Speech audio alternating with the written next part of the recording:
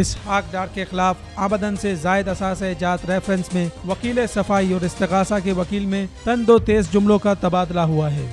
تفصیلات کے مطابق اسلام آباد کی احتساب عدالت میں اسحاق ڈار کے خلاف آمدن سے زائد اثاثہ جات ریفرنس کی سماعت ہوئی، جہاں تینوں شریک ملزمان سابق صدرنیشنل بینک سعیداحمد، نعیم محمود اور منصور رضوی عدالت میں پیش ہوئے۔ آج کی سماعت میں نیب کے گواہ محمد آفتاب پر استغاثہ کی جرح کی گئی۔ اس موقع پر وکیل صفائی اور استغاثہ کے وکیل میں تینوں تیز جملوں کا تبادلہ ہوا۔ وکیل صفائی کا کہنا تھا کہ جو چیزیں کیس میں لکھی ہیں وہ میں پوچھ سکتا ہوں، کیونکہ جس نے ریکارڈ بنایا اس سے نہیں پڑھا جاتا۔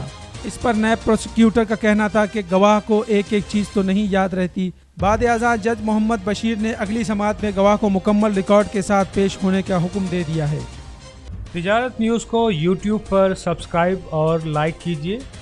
اس کے ساتھ ساتھ بیل آئیکن کو بھی لازمی کلک کیجیے تاکہ آپ تک پہنچ سکیں ہماری تمام منفرد خبریں جو آپ دیکھنا چاہتے ہیں۔